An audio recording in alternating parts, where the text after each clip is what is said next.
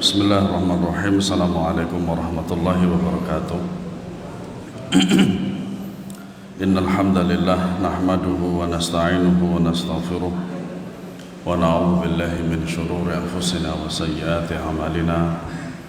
Man yahdihillahu fala mudilla lahu wa man yudlil fala hadiya lahu. Asyhadu an la ilaha illallah wahdahu la syarika lahu wa asyhadu anna Muhammadan 'abduhu wa rasuluh. Ya ayyuhalladzina amanu taqullaha haqqa tuqatih wa la tamutunna illa wa antum muslimun. Allahumma shalli wa sallim wa barik ala nabiyyina Muhammadin wa ala alihi wa ashabihi ajmain. Ma'asyiral muslimin azanallahu wa iyyakum, melanjutkan kaidah yang keempat halaman 91. Semoga ini waktunya cukup sampai selesai insyaallah ta'ala.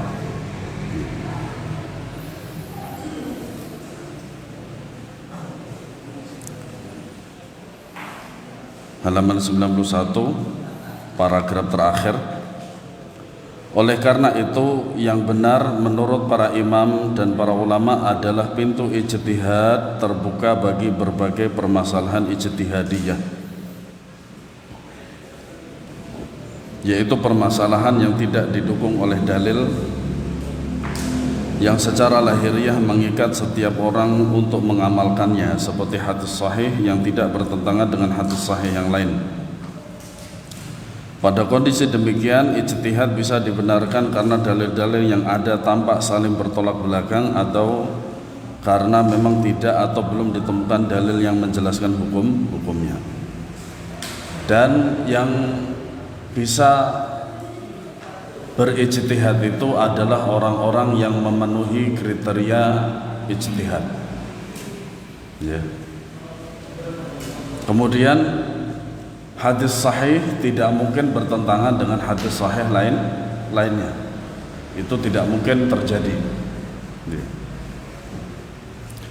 Namun perlu diperhatikan pula apabila seorang ulama mengatakan sesungguhnya masalah-masalah ini bersifat qat'i, hukumnya pasti, yaitu bersifat yakini, hukumnya tidak mengandung keraguan, sehingga ijtihad tidak dibenarkan di dalamnya. Itu jikalau sudah yakin bahwasanya permasalahan itu adalah yakini dan qat'i. Ya. Maka perkataan tersebut tidak serta-merta bermakna celaan terhadap ulama lain yang menyelisihinya, apalagi sampai dianggap sebagai tudingan terhadap mereka karena sengaja menyelisihi kebenaran. Apabila ditilik lebih dalam, tidak sedikit permasalahan yang hukumnya masih diperselisihkan baik oleh ulama salaf maupun khalaf, namun kita tetap meyakini kebenaran salah satunya. Contohnya adalah masa iddah wanita hamil yang ditinggal mati suaminya adalah hingga melahirkan. Yang sunnah ketika ruq adalah meletakkan kedua telapak tangan di lutut, bukan memadukan jemari keduanya lalu diletakkan di atas dua lutut, dan mengangkat kedua tangan tatkala rukuk dan ketika bangkit darinya adalah sunnah. Nah, ini contoh-contoh yang diberikan oleh para ulama tentang masalah khilaf dari para ulama salaf dan khalaf. Para ulama dengan tegas menyatakan batal dan kelirunya hukum yang berseberangan dengan pendapat yang lebih kuat dalam permasalahan khilafiyah seperti di atas. Namun mereka tidak mencela siapapun yang berpendapat demikian. Makanya pendapat yang lemah pun sampai yaumul qiyamah akan tetap ada. Ya. Kesimpulannya, pada hari kiamat kelak tidak ada uzur di hadapan Allah bagi orang-orang yang mengesampingkan hadis atau athar yang sahih yang tidak terbantahkan dalam masalah khilafiyah, yakni jika ia telah mendengar dalil tersebut namun mengabaikannya begitu saja, terlebih jika ia mengikuti ulama yang melarang pendapatnya diikuti. Bahkan ulama itu telah mengingatkan, jangan ikuti pendapat kami apabila menyelisih sunnah. Nah, perkataan yang semacam ini antum bisa dapati di dalam kitab sifat salat Nabi SAW di muqaddimahnya. Di muqaddimahnya. Semuanya mengatakan idza sahal haditsu fahuwa madhhabi. Apabila hadis itu sahih, maka dia adalah madhabku. Para ulama menjelaskan bahwa permasalahan dalam syariat Islam terbagi menjadi dua. Yang pertama, permasalahan yang sudah disepakati hukumnya. Ini disebut dengan muttafaqun alaih. Jadi kalau dalam syariat muttafaqun alaih itu adalah kesepakatan para ulama, jumhur para ulama, dan tidak ada perselisihan di dalamnya.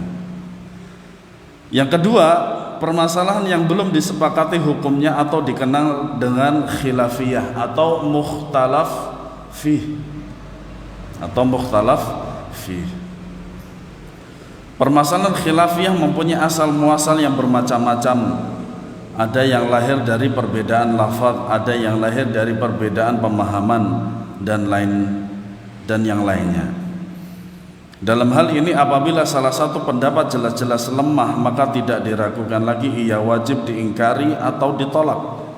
Dan ulama yang mengemukakannya perlu disangka. Supaya apa? Supaya kaum muslimin itu tidak mengikuti pendapat yang dhaif, ya, tidak mengikuti pendapat yang lemah. Apabila dalam satu permasalahan khilafiyah terdapat perbedaan konteks pemahaman yang sukar ditemukan, atau terdapat beberapa dalil yang sama-sama kuat namun menunjukkan hukum berbeda, maka pintu ijtihad pun terbuka baginya. Contoh, Mas'ah yaitu tempat sa'i antara Bukit Sofa dan Marwah. Ada 3 pendapat. Pada perluasan itu ada sebagian ulama mengatakan tidak sah tawaf di situ. Perluasan tempat sa'i. Pada perluasan apabila kita sa'i di perluasan itu, sebagian ulama mengatakan tidak sah sa'i di situ. Sebagian ulama mengatakan sah. Kenapa demikian? Karena melihat banyaknya kaum muslimin dari tahun ke tahun, dari bulan ke bulan, sangat banyak sekali yang datang ke Masjidil Haram untuk melaksanakan haji atau umroh. Pendapat yang ketiga adalah tawakuf. Tawakuf itu ya tidak mengatakan ini tidak sah, atau sebaliknya, jadi dia diam, tidak memberikan fatwa apapun. Ini yang disebut dengan tawakuf. Jika sudah demikian, maka ia disebut permasalahan ijtihadiyah yang perlu disikapi dengan cara sebagai berikut. Yang pertama, para ulama yang berbeda pendapat saling menasihati dengan cara berdialog secara ilmiah. Ingat, secara ilmiah. Ya. Dan hendaknya mereka menjelaskan sudut pandang masing-masing terhadap dalil yang ada sehingga kebenaran terungkap. Jadi memang yang dicari adalah kebenaran, bukan pembenaran. Yang kedua, apabila salah satu pihak tidak puas dengan dalil dan argumentasi pihak yang lain, maka hal itu tidak boleh melahirkan sikap yang dapat berujung pada kekerasan, perpecahan dan pengingkaran terhadap pihak yang lain. Kalau tidak puas dengan hal yang seperti itu, pendapat daripada lawan argumentasinya itu, maka harus dicari dalilnya lagi di seluruh kitab, ya, kitab-kitab hadis, kemudian kitab-kitab fikih dan lain sebagainya, maka harus dicari semuanya sebanyak-banyaknya. Gitu. Yang ketiga, jika ketidakpuasan salah satu pihak tidak sesuai dalil, melainkan sebatas fanatisme mazhab atau hawa nafsu, maka pihak tersebut haruslah diingkari dengan tegas, sebab yang menjadi standar dan perselisihan adalah dalil syariat, bukan yang lain. Syukron. Ya. Nah, ini 3 yang harus kita lakukan ketika ikhtilaf itu tidak sampai kepada kesepakatan dan tidak dapat kebenaran. Permasalahan ijtihadiyah sudah ada sejak zaman Nabi SAW. pada perang Ahzab, perang Khandaq, beliau memanggil para sahabat lalu berpesan, janganlah sholat zuhur kecuali di perkampungan Bani Quraidah. Janganlah sholat zuhur kecuali di perkampungan Bani Quraidah. Di tengah perjalanan sebagian mereka merasa khawatir waktu sholat akan habis sebelum sampai di tempat tujuan. Ini ijtihad, ya. Maka mereka memutuskan untuk melaksanakan sholat sebelum sampai di sana. Sementara yang lainnya berkata, kita tidak melaksanakan sholat kecuali di tempat yang telah diperintahkan Nabi Sallallahu Alaihi Wasallam, sekalipun waktunya telah habis. Karena bisa jadi, wallahu alam, hal itu bisa dihitung sebagai safar, sehingga boleh untuk dijamak dan diqasar. Tetapi ijtihad para sahabat tidak demikian, sehingga apa? Sebagian sahabat itu melakukannya ketika belum sampai di Bani Quraidah dan mereka khawatir akan waktunya habis. Sebagian sahabat itu tetap melakukan perjalanan, nanti sholatnya sampai ke Bani Quraidah walaupun waktunya sudah habis, ya. Mengetahui kejadian tersebut, Rasulullah sama sekali tidak memarahi ataupun menyalahkan kedua belah pihak yang berselisih. Karena apa? Ijtihadnya mafhum, ijtihadnya mu'tabar, ya, ijtihadnya mu'tabar. Lihatlah bagaimana para sahabat menyikapi perbedaan pendapat di antara mereka, padahal mereka sama-sama mendengar dalil secara langsung dari Rasulullah SAW. Terlebih lagi jikalau yang berdalil itu tidak langsung mendengar dari Rasulullah, hanya sekedar apa, tulisan saja di dalam kitab. Setiap mereka berargumen dengan pemahamannya terhadap dalil yang ada, dan ketika salah satu dari pihak tidak puas dengan pendapat pihak yang lain, mereka pun mengamalkan apa yang mereka anggap benar. Nah, ini yang sudah saya jelaskan sebelumnya. Sekiranya antum memilih suatu pendapat, tapi dengan syarat antum sudah membacanya berkali-kali, dalil-dalil yang ada itu sudah antum baca, kemudian antum berpegang teguh dengan pendapat tersebut ini, ya, amalkan apa yang menurut antum benar. Ya. Walaupun kita awam, kita masih bisa mengamalkan. Kenapa demikian? Yaitu tadi syarat saya apa? Antum betul-betul membacanya berkali-kali, dalil-dalil itu sudah antum fahami dengan baik. Sehingga ketika ada pendapat yang lain mengatakan bahwasanya pendapat yang kita pegang itu dhaif, tidak masalah. Tidak masalah. Yang masalah itu apa? Kita cari di berbagai mazhab, itu yang kita ambil adalah pendapat yang ringan, yang mudah. Nah, itu yang bermasalah, ya. Sikap demikian ditunjukkan pula oleh para tabi'in, namun tidak kita sebutkan di sini karena mungkin menurut beliau terlalu panjang nanti. Dan mungkin bisa nanti antum bisa rujuk pada kitab beliau yang kedua yang lebih detail lagi itu, yaitu variasi dalam mengamalkan sunnah. Semoga Allah Subhanahu wa taala memudahkan kita untuk mengundang beliau nanti di Nganjuk setelah beliau selesai urusannya, insyaallah. Sufyan Ats-Tsauri rahimahullah berkata, jika kamu mendapati seorang mengamalkan suatu amalan khilafiyah sementara pendapat yang kamu yakini berbeda dengan apa yang diamalkannya, maka janganlah kamu melarangnya. Ini juga penting, ini juga kaidah. Yahya bin Sa'id Al-Ansari radhiyallahu anhu mengatakan, para mufti telah tetap memberi fatwa meskipun terkadang di antara mereka terjadi perbedaan pendapat terkait hukum suatu permasalahan. Ada yang menghalalkan, ada yang mengharamkannya. Meskipun demikian, mufti yang mengharamkan tidak berpandangan bahwa mufti yang menghalalkan telah binasa karena fatwanya. Begitu pula sebaliknya. Nah, ini adalah sikap yang benar. Sikap yang benar dalam khilafiyah. Imam Ahmad rahimahullah berkata, aku tidak mencela atau menyanggah ulama yang berpendapat selama ia dibangun di atas dalil, sekalipun aku tidak sependapat dengannya.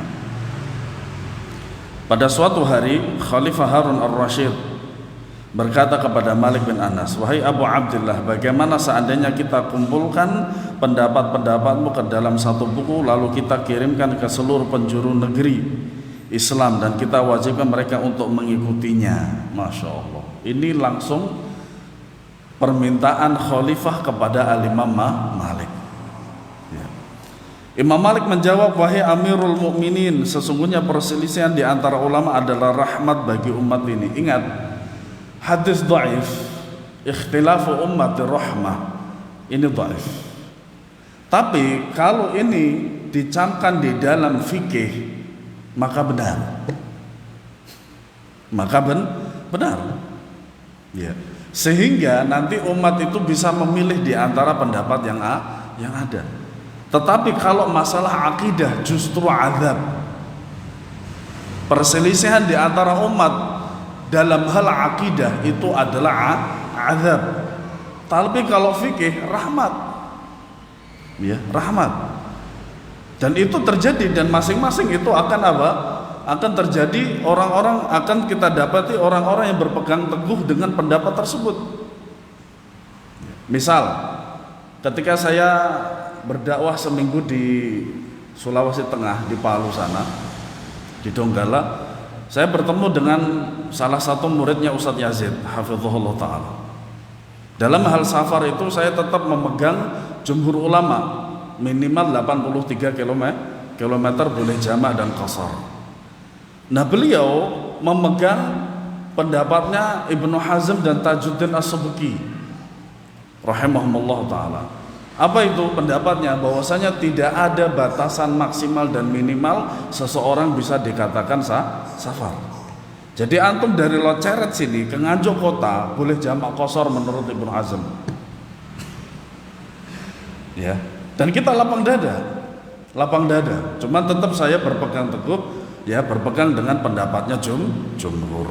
Nah,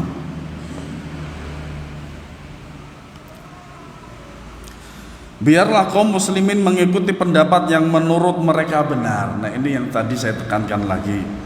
Karena setiap ulama berada di atas petunjuk dan tujuannya hanyalah mengharap pahala Allah Subhanahu wa taala.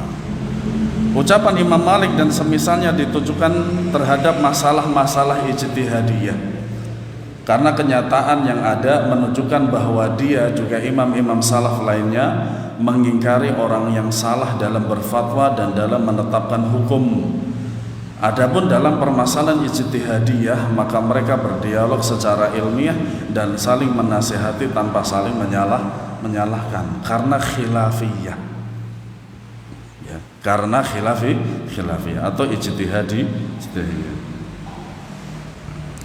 Oleh karena itu, melarang pengingkaran dalam masalah khilafiyah adalah konsep yang keliru dan menyelisih ijma' ulama, bahkan tidak seorang ulama pun yang berpendapat demikian. Ya. Contohnya nabidh, ya, nabidh atau nabiz, yaitu minuman yang terbuat dari fermentasi kurma atau anggur yang dapat membuat peminumnya mabuk. Di sini ada orang Lamongan nggak? Prosesnya toa itu bagaimana? Ada yang tahu? Katanya memabukkan juga itu. Cuman alhamdulillah saya nggak pernah minum. Ya. Nah, seperti itu. Meskipun digolongkan dalam permasalahan khilafiyah, para ulama hadis sebagaimana dikatakan Ibnul Qayyim berpendapat bahwasanya siapa saja yang meminumnya harus dihukum karena menimbulkan apa? Mabuk. Sebagaimana sabda Nabi SAW, kullu muskirin haram, setiap minuman yang memabukkan itu haram. Jelas sekali bahwasanya pengingkaran ulama hadis tersebut bukanlah sekedar pengingkaran lisan. Bahkan menurut ulama fikih Madinah, orang yang meminumnya dihukumi fasik dan tidak diterima kesaksiannya. Makanya pemabuk itu tidak diterima kesaksiannya. Ya. Kalau toh dia orang tua yang suka mabuk, kemudian anak perempuannya itu nikah, maka tidak boleh. Harus mencari wali yang lain, entah itu anak kakaknya, ya, dari pengantin itu, ya, atau adiknya. Wallahu a'lam bishawab. Ya. Al-Allamah Al-Izz bin Abdussalam menjelaskan bahwa pengingkaran hanya dilakukan pada penyimpangan terhadap hukum-hukum syariat yang telah disepakati baik yang wajib dan yang haram. Maka itu orang yang tidak meninggalkan atau mengerjakan suatu amalan yang hukumnya masih diperselisihkan wajib atau haram, dan sikapnya ini didasarkan pada pendapat sebagian ulama, maka ia tidak boleh disalahkan. Ia baru bisa disalahkan jika mengikuti pendapat yang jelas-jelas keliru. Misalkan mengatakan bahwasanya bunga bank itu halal, itu jelas salah. Itu jelas salah, maka jangan diikuti. Dan ternyata orang yang memberikan fatwa tersebut ternyata latar belakangnya sudah dikasih sesuatu, ya. Lain halnya apabila hal itu dilakukannya atas dasar kebodohan, maka ini tidak dihitung, ya. Maka tidak boleh langsung disalahkan, tetapi hendaknya dijelaskan pendapat yang lebih baik dan kuat, dan itu pasti terjadi di kalangan para thalabul ilmi dan para asatidzah, ya. Jadi pembahasan secara ilmiah, perdebatan secara ilmiah itu sudah terbiasa. Sekarang perhatikanlah mengapa orang tersebut tidak boleh disalahkan. Ya, karena sikapnya tidak salah. Ia tidak wajib mengikuti salah satu pendapat yang mewajibkan atau mengharamkan. Dan orang awam tidak harus mengikuti satu mazhab tertentu secara konsisten. Makanya betul kata Ustaz Abdul Hakim hafizahullah ta'ala, mazhab itu hanya untuk orang-orang yang berilmu saja, ya, karena mereka tahu bagaimana ketika para ulama berfatwa, bagaimana sikapnya itu mengetahui. Adapun orang awam tidak tahu. Sejak zaman sahabat radhiyallahu anhum hingga munculnya mazhab fikih, kaum muslimin bersikap mengikuti salah satu pendapat ulama dalam permasalahan khilafiyah ijtihadiyah tanpa pernah terikat dengan seorang mufti saja. Makanya tidak ada masalah juga ketika seseorang itu tidak bermadhab, ya. Seseorang itu tidak bermadhab juga boleh. Contoh Syekh Al-Albani rahimahullah, walaupun notabene ketika beliau dijelaskan di biografi beliau itu madhabnya Hanbali, tetapi begitu sikap adilnya seorang ulama ketika dia atau mereka itu memilih salah satu madhab yang 4 itu, mereka tidak fanatik. Artinya apa? Ketika dia menemukan pendapat yang lebih rajih di luar pendapatnya, maka itulah yang dipegang. Makanya diantara salah satu faedah terbukukannya atau tertulisnya sifat salat Nabi SAW karya Syekh Al-Albani rahimahullah ta'ala, diantaranya karena perdebatan beliau dengan Syekh Hamud At-Tuijri yang pernah saya ceritakan itu. Kata Syekh Al-Albani rahimahullah bahwasanya Syekh Hamud At-Tuijri ini beliau termasuk fanatik mazhab Hanbali. Antum bayangin, ini sama-sama Hanbali loh. Adapun Syekh Al-Albani sebenarnya beliau merdeka di atas segala madhab. Karena apa? Beliau bisa berijtihad, beristimbat, mengambil suatu hukum, sehingga beliau itu pada dasarnya walaupun ditulis dalam biografinya bermadhab Hanbali, tapi beliau sebenarnya nggak bermadhab. Dan itu sah-sah saja. Kenapa demikian? Karena beliau sudah sampai kepada mujtahid. Pada mujtahid, beliau bisa berijtihad, beliau bisa beristimbat. Dan beliau berguru kepada yang terutama adalah kepada bapaknya sendiri. Makanya dikatakan, sebagian orang mengatakan bahwasanya Syekh Albani tidak punya guru. Guru pertamanya adalah bapaknya. Dan bapaknya adalah mufti Albania waktu itu, Syekh Muhammad Nuh Najati. Tapi madhab beliau adalah madhab Hanafi. Suatu saat ketika ayah beliau itu menuju Mekah, tidak ada yang bisa menggantikan beliau kecuali Syekh Al-Albani rahimahullah. Tapi di belakang beliau itu semuanya Hanafi, ya. Sementara beliau sendiri Hanbali, dan beliau ketika itu ditunjuk untuk menjadi imam bagi Hanafi, tidak mau. Tapi beliau menyerahkan kepada muridnya bapaknya itu untuk mengimami beliau dan orang-orang yang bermadzhab Hanafi. Tapi nggak ada yang mau sama sekali. Akhirnya apa? Imam Syekh Al-Albani lah yang menjadi imam. Imamnya Hanbali sementara makmumnya Hanafi. Boleh tidak? Boleh.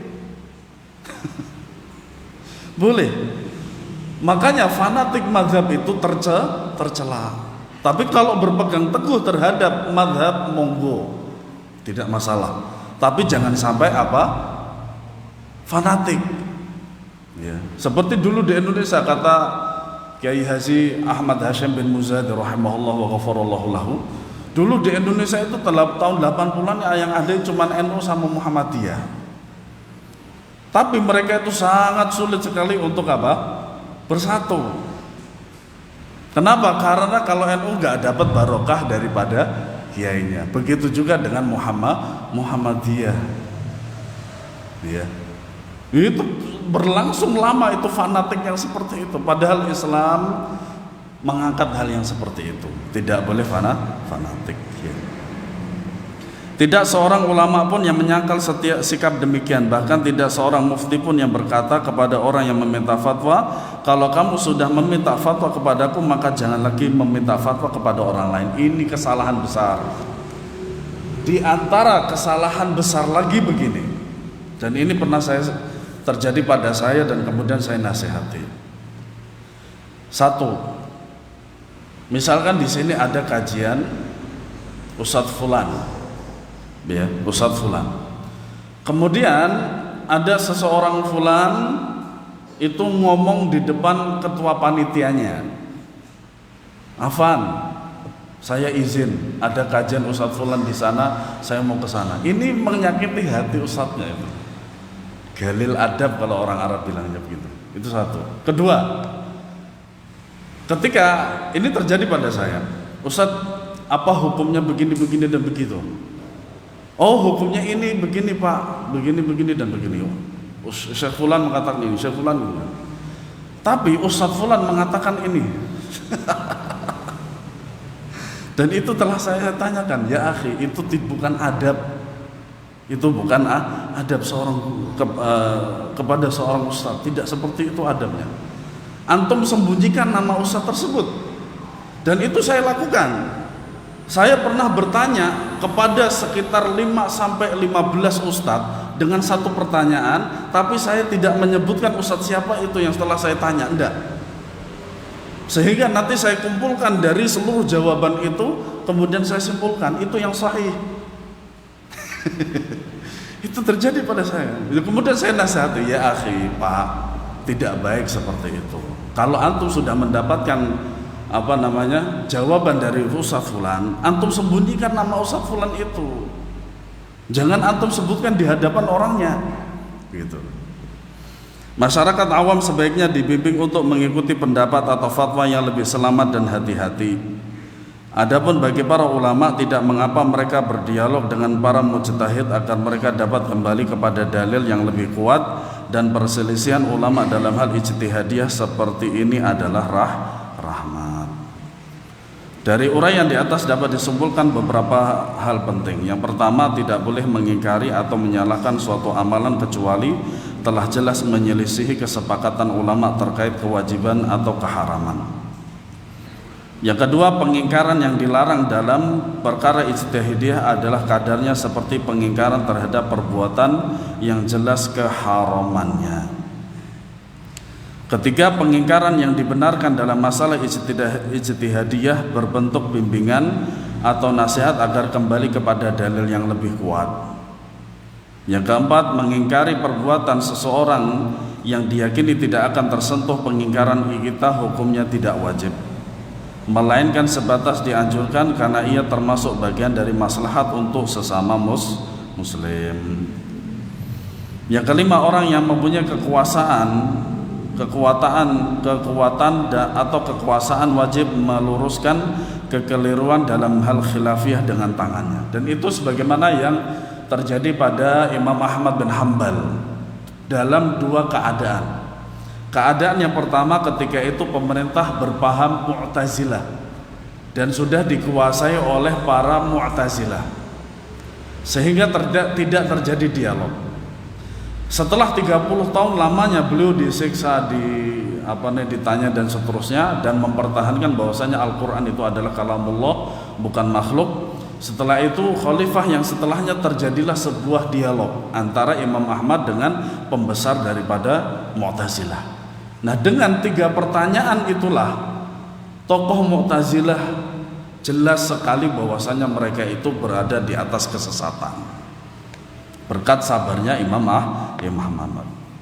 Terkecuali jika ia khawatir akan keselamatan dirinya, maka gugurlah kewajiban itu dan hukumnya kembali seperti semula, yaitu dianjurkan. Meskipun hukumnya dianjurkan mengorbankan jiwa untuk membela agama yang disyaratkan, Rasulullah SAW bersabda, seutama-utama jihad adalah menyampaikan kebenaran di hadapan para penguasa yang zalim. Wallahu a'lam. Kemudian kaidah yang terakhir, kaidah yang kelima. Suatu sunnah diamalkan jika riwayatnya sahih dan isinya dipahami secara benar. Berarti titik temunya di sini adalah apa? Pertama, riwayatnya sahih. Kedua, memahami riwayat itu dengan pemahaman yang sahih pula.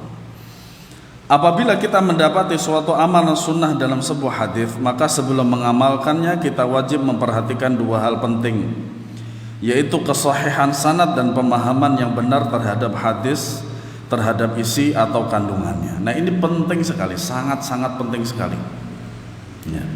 Yang pertama, kesahihan sanad. Makanya hadis yang dhaif itu tidak bisa diamalkan. Ulama mutaqaddimin yang terdahulu mereka sepakat bahwasanya hadis sahih secara mutlak tidak bisa diamalkan. Makanya orang-orang kita kaum muslimin salafiyun mengatakan banyak sekali hadis-hadis yang sahih belum kita amalkan. Kenapa kita mengamalkan hadis yang dhaif? Itu. Memastikan kesahihan sanad suatu amalan sunnah dilakukan dengan meneliti sanadnya sesuai dengan kaidah ilmu hadis. Apabila seseorang bukan ahli dalam bidang ini, maka ia dapat mengikuti salah seorang ulama hadis yang kompeten di bidang ini. Ingat, mengikuti, bukan taklid. Ya, bukan taklid. Syekh Zakaria bin Muhammad Al-Ansari menerangkan bahwa orang yang ingin berdalil dengan hadis, baik yang berasal dari kitab sunan, yaitu kitab hadis yang disusun berdasarkan sistematika pembahasan fikih, yaitu taharah, salat dan seterusnya, maupun musnad, yaitu kitab hadis yang disusun berdasarkan urutan huruf awal pada nama sahabat yang diriwayatkan dari Nabi tanpa mengikuti sistematika bahasan tertentu, di antaranya seperti Sunan Abu Dawud, ya. Kemudian musnad Imam Ahmad dan seterusnya. Hendaklah melakukan hal-hal berikut. Yang pertama, jika ia seorang ahli hadis sehingga tahu mana yang bisa dipakai sebagai hujjah, mana yang tidak, maka ia wajib meneliti apakah sanadnya bersambung hingga Nabi atau tidak, dan memastikan ihwal para perawinya. Makanya yang paling penting dari sebuah sanad itu adalah sanad itu sendiri, yaitu rawi, pembawa daripada hadis. Yang kedua, jika ia bukan seorang ahli hadis, maka hendaknya dia mengikuti para ulama hadis yang telah mensahihkan atau menghasankannya. Ini tinggal mengikuti. Kalau yang pertama tadi adalah dengan usaha ijtihad dengan apa? Dengan takhrij, mentakhrij hadis. Yang ketiga, tidak boleh berpegang pada hadis dhaif, lemah. Ya. Para ulama mutaqaddimin mereka sepakat bahwasanya hadis yang dhaif tidak boleh diamalkan secara mutlak. Ya. Adapun ulama mutakhirin boleh dengan banyak sekali syarat. Ya, banyak sekali syarat. Di antaranya kalau mengamalkan hadis dhaif jangan berharap pahala dari Allah. Itu di antaranya. Ya. Adapun hadis dhaif dan sejenisnya tidak boleh dijadikan dalil untuk menetapkan hukum suatu amalan baik wajib maupun mustahab. Ibnu Taimiyah rahimahullah menerangkan bahwa dalam urusan agama kita tidak boleh bersandar dan berdalil dengan hadis yang lemah, yaitu yang derajatnya tidak sampai pada sahih atau hasan. Pada dasarnya hukum pada hadis itu yang mutaqaddimin itu hanya ada 2 hukum. Hadis itu dhaif atau hadis itu sahih. Tidak ada yang lain. Kemudian pada zamannya Al-Imam Ibnu Salah, di dalam kitab Muqaddimah Ibnu Salah mengatakan bahwasanya ada salah satu cabang daripada sahih, yaitu hasan, hasan. Sehingga ulama mutaqaddimin membagi hadis itu hanya dua, yaitu hasan dan sahih dan dhaif. Kemudian setelah itu terjadilah peluasan makna dengan adanya hasan. Nah, setelah itu masing-masing daripada sahih itu ada cabang-cabangnya, ya. Kemudian dari segi dhaif itu ada cabang-cabangnya, mulai dari maudhu', la asla lahu, dan seterusnya. Imam Ahmad bin Hanbal dan sejumlah ulama membolehkan berdalil dengan hadis yang lemah terkait fadhailul a'mal, tetapi bukan akidah dan hukum, hanya keutamaan amal saja. Tetapi dengan syarat derajatnya tidak sampai palsu, ya. Jadi dhaifnya itu dhaif yang ringan, tidak sampai dhaif jiddan atau sampai kepada maudhu'. Namun perlu dipahami bahwa mereka maksud adalah amalan-amalan yang secara hukum asalnya memang disyariatkan berdasarkan dalil yang kuat. Artinya apa? Ada penguat yang lain daripada hadis dhaif tersebut. Adapun apabila kemudian ditemukan riwayat-riwayat yang lemah namun tidak sampai palsu tentang keutamaan pahalanya, maka bisa saja itu benar. Tidak seorang ulama pun menyatakan hukum syariat wajib dan mustahab boleh ditetapkan berdasarkan hadis lemah. Dan siapa yang menyelisihinya berarti menyelisih ijma' ulama. Hadis dhaif kok diamalkan, kan begitu maksudnya. Ya. Ibnu Taimiyah rahimahullah menjelaskan terkait ucapan Imam Ahmad, apabila kami mendapati riwayat yang menyebutkan halal haramnya sesuatu, kami akan sangat berhati-hati dan teliti dalam melihat sanadnya. Makanya Abdullah ibn al-Mubarak mengatakan al-isnadu minad din, walau lal isnadu laqala man syaa ma syaa. Sanad itu merupakan bagian dari agama, dan dia merupakan keistimewaan daripada agama Islam. Sekiranya tanpa sanad, maka orang itu akan bebas mengatakan apa yang dia mau, ya. Makanya ketika terjadi perpecahan dan muncullah ahli bid'ah, ketika riwayat itu datang dari ahli bid'ah, mereka para ahlu sunnah mengatakan sammulana rijalakum, sebutkan rawi daripada hadis ini, ya. Akan tetapi apabila riwayat itu sebatas masalah anjuran dan ancaman, kami tidak terlalu menelitinya. Demikian pula pernyataan sebagian ulama boleh berpegang pada hadis dhaif terkait keutamaan suatu amalan. Maka ketahuilah bahwasanya pernyataan demikian harus dipahami secara proporsional. Ia sama sekali tidak bermakna boleh menetapkan hukum mustahab suatu amalan dengan hadis dhaif dan sejenisnya. Sebab mustahab adalah bagian dari hukum asal syariat Islam, sehingga ia hanya boleh ditetapkan dengan dalil yang kuat. Ini adalah penilaian dan amalan para ulama terkait dengan dalil atau hadis yang dhaif. Ya. Ingatlah, siapa saja yang menisbahkan suatu amalan kepada syariat Allah dan mengatakan bahwa amalan tersebut dicintainya tanpa dalil syariat yang kuat, ini berarti ia telah membuat syariat yang tidak pernah diizinkannya, ya. Makanya Al-Imam Asy-Syafi'i rahimahullah mengatakan wa man istahsana faqad syara', barang siapa yang menganggap sesuatu itu baik padahal dalilnya tidak kuat, maka dia telah membuat syariat baru. Baru. Ya. Perbuatan itu sama halnya dengan mewajibkan atau mengharamkan sesuatu. Oleh karenanya para ulama berbeda pendapat tentang istihbab, hukum anjuran, ya. Sebagaimana dalam hal yang lainnya. Namun ketahuilah bahwa istihbab adalah bagian dari pokok agama yang disyariatkan. Jadi maksud pernyataan sebagian ulama boleh berpegang pada hadis dhaif terkait keutamaan suatu amalan ialah apabila suatu amalan telah jelas dicintai atau dibenci Allah berdasarkan dalil yang kuat baik dari Al-Quran, hadis sahih atau ijma', seperti membaca Al-Quran, bertasbih, berdoa, bersedekah, memerdekakan budak, berbuat baik kepada manusia, dan benci kepada kebohongan dan khianat. Lantas ditemukan hadis dhaif tetapi tidak palsu tentang kadar pahala atau kedahsyatan siksanya, maka hadis tersebut boleh diriwayatkan dan diamalkan. Tapi hadisnya tidak dhaif yang berat, ringan. Nah, makanya disinilah perlunya suatu kaidah pembahasan tentang kaidah hadis. Dengan kata lain, kita boleh mengharapkan kadar pahala atau takut akan kedahsyatan azab seperti terdapat dalam hadis tersebut.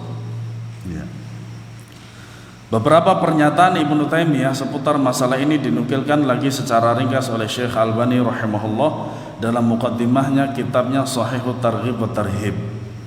Dapat disimpulkan bahwa terdapat dua hal terkait hadis yang lemah atau hadis yang dhaif. Yang pertama, di dalamnya disebutkan pahala suatu amalan yang menurut hukum asalnya memang disyariatkan karena didasarkan pada dalil syariat yang kuat. Contohnya, ini hadisnya dhaif. Ini hadisnya dhaif, tetapi memang dia disyariatkan. Seperti apa? Sumu fatasihhu. Berpuasalah kalian, niscaya kalian akan sehat. Hadis ini dhaif, tetapi hukum syariat tentang puasa ada atau tidak? Ada. Nah, itu maksudnya. Hadis seperti ini boleh diamalkan dalam artian seseorang boleh mengharapkan pahala yang disebutkan, seperti hadis tentang keutamaan tahlil, mengucapkan la ilaha illallah di pasar, yang menurutnya Ibnu Taimiyah ini lemah. Yang kedua, di dalamnya disebutkan suatu amalan tanpa dalil syariat yang kuat, meskipun sebagian orang menganggapnya disyariatkan, namun ia tidak boleh diamalkan. Dan apa yang dikemukakan oleh Ibnu Taimiyah ini sejalan dengan pendapat Al-Allamah Al-Usuli Abu Ishaq Asy-Syatibi dalam salah satu karya besarnya, itu Al-I'tisam. Nah, ini pembahasan kecil tentang sanad. Nah, tidak kalah pentingnya lagi adalah pemahaman. Kedua hal ini jikalau tidak terpenuhi akan terjadi bid'ah. Ya, akan terjadi kerusakan dalam agama. Setelah mengetahui kesahihan sanad, hal berikutnya ialah tepat dalam menyimpulkan hukum yang dikandung oleh matan sesuai dengan kaidah usul fikih yang diakui. Makanya juga dikembalikan kepada kaidah usul fikih.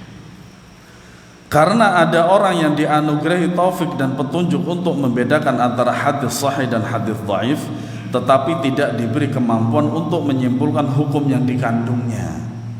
Ya, ini teringat dengan Zamakhsyari, salah seorang tokoh Mu'tazilah, yang mana dia itu orangnya cerdas tapi cadel, sehingga suatu saat diminta oleh sebagian ulama itu untuk berkhutbah secara mendadak untuk dipermalukan karena beliau cadel, nggak bisa melafadzkan huruf ra. Dan ajibnya selama 1 jam penuh itu beliau itu tidak sama sekali tidak mengeluarkan kata yang ada hurufnya ra. Itu. Ini cerdas. Tetapi kemudian para ulama mengatakan u'tu zaka'an wa lam yu'tu zaka'an. Mereka itu diberi kecerdasan tapi tidak diberi kejernihan hati. Betapa banyak orang-orang cerdas tapi sesat menyesatkan. Banyak sekali. Itu. Makanya kalau tanpa pemahaman yang baik dan sunnah Nabi SAW dan petunjuk dari Allah Subhanahu Wa Taala, makanya seperti itu mengambang. Ketika saya ke Blitar itu, saya ditanya oleh salah seorang teman, Mas Amir, menurut antum Gus Fulan itu bagaimana? Sehebat apapun orangnya, sehebat apapun ilmu tafsirnya, usul fikihnya dan lain sebagainya, kalau tidak di atas akidah yang benar dan manhaj yang benar, mengambang. Antum buktikan aja itu. Ya. Oleh karena itu, bagi yang tidak memiliki dasar dan keahlian dalam berijtihad, apalagi masih dalam taraf belajar, harus berhati-hati saat memahami maksud sebuah hadis. Hendaklah ia merujuk pada kitab syarah atau bertanya kepada para ulama sehingga tidak tergelincir ke dalam kedustaan atas nama Rasulullah. Saya lihat di rak buku kita itu banyak sekali buku-buku hadis. Maka sehari itu antum baca 1, 2, 3 hadis. Ya. Dan biasakan juga kembalikan kepada syarahnya. Baik, kita lanjut ya. Sungguh siapa saja yang menyandarkan suatu hukum kepada Nabi padahal hadis tidak menunjukkan demikian, maka ia dianggap telah berdusta atas nama beliau. Kecuali apabila diantaranya, saya sampaikan, orang-orang ahwal yang menikahi syarifah. Jadi misalkan saya ahwal ini menikahi syarifah, anak keturunan Nabi SAW dalam tanda kutip, maka amalannya tidak diterima sampai yaumul qiyamah. Ini sampai sekarang saya nggak tahu itu hadisnya dari mana itu. Dan ternyata yang menyampaikan itu seorang habib. Ya, alhamdulillah kita juga punya habib di sini. Gitu. Kang Habib, wani wayuh enggak Gus? Itu seperti itu. Subhanallah, ini kedustaan atas Nabi. Sejak kapan seperti itu? Kemudian ada juga yang mengatakan bahwasanya di dalam Islam orang Jawa itu tidak boleh menikah dengan orang Sunda. Sejak kapan Islam mengatur suku seperti itu?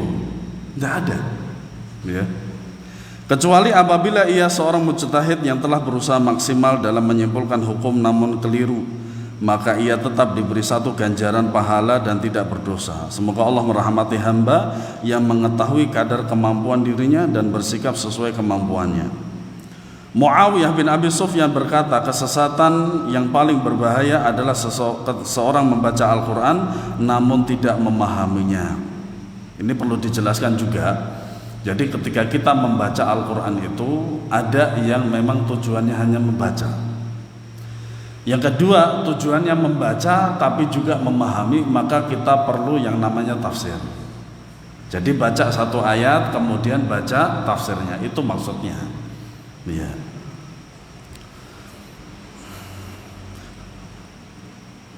Kemudian ia mengajarkannya kepada anak-anak yang masih kecil, para wanita dan budak-budak, sehingga dengan hal tersebut mereka pun membantah dan mendebat para ulama. Abdullah bin Mubarak rahimahullah menegaskan, hendaklah kamu berpegang pada athar dan ikutilah pendapat para ulama yang menjelaskan maksud athar tersebut. Dikatakan kepada salah seorang ulama yang bijaksana, fulan mengumpulkan banyak kitab atau buku catatan, lalu ulama itu pun bertanya, apakah pemahamannya seluas jumlah kitabnya? Tidak, jawabnya. Ulama itu berkata, kalau begitu ia belum berbuat apa-apa. Ya, subhanallah, luar biasa.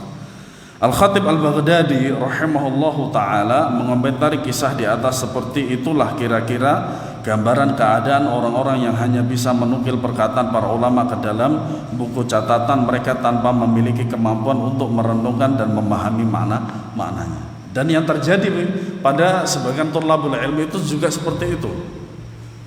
Jadi buku misalkan kita membahas tentang akidah dan bukunya nggak terlalu tebal di hadapan seorang syekh.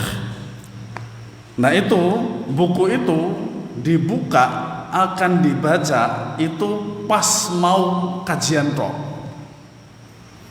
pas mau kajian toh. Nah seperti itu tidak termasuk daripada kebiasaan seorang thalabul ilm. Ya, seharusnya setelah kajian itu dimurojaah, entah itu sehari sekali atau seminggu 3 kali, itu harus ada. Ya.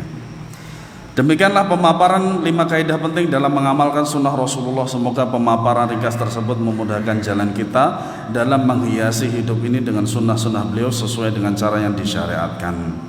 Semoga Allah menganugerahkan kita taufiknya agar dapat mewujudkan hal-hal tersebut. Amin ya rabbal alamin. Kemudian khatimah, Allah menurunkan sunnah kepada nabinya seperti halnya menurunkan Al-Quran. Dia menjadikan mengikuti jalan Nabi Muhammad sebagai bukti kecintaan kepadanya dan ketaatan kepada beliau sebagai pembuka pintu hidayah. Siapa yang mendambakan keselamatan, maka tidak akan ada jalan lain baginya selain mengikuti tuntunan Rasulullah SAW. baik dalam akidah, ibadah, akhlak, muamalah dan segala sesuatu yang berkaitan dengan agama ini. Imam Malik bin Anas rahimahullah berkata, sunnah bagaikan bahtera Nabi Nuh. Siapa saja menaikinya maka akan selamat, sedangkan siapa saja yang meninggalkannya niscaya akan tenggelam dan binasa. Sebelumnya dijelaskan secara ringkas tentang sunnah, bid'ah dan kaidah mengamalkan sunnah berdasarkan Al-Quranul Karim, hadis sahih dan athar para salafus saleh. Mudah-mudahan Allah menganugerahi kita taufik dan kekuatan untuk mengamalkannya dengan istiqamah, terlebih pada akhir zaman yang dipenuhi dengan fitnah, syubhat dan syahwat ini. Ya. Semoga salawat dan salam tetap tercurahkan kepada Nabi dan keluarga dan para sahabat beliau, serta kepada kaum muslimin yang mengikuti mereka dengan kebaikan sehingga akhir zaman. Adapun akhir seruan kami adalah segala puji bagi Allah Rabb seluruh alam. Alhamdulillahi Rabbil Alamin. Subhanakallahumma wa bihamdika asyhadu an la ilaha illa anta astaghfiruka wa atubu ilaik. Assalamualaikum warahmatullahi wabarakatuh.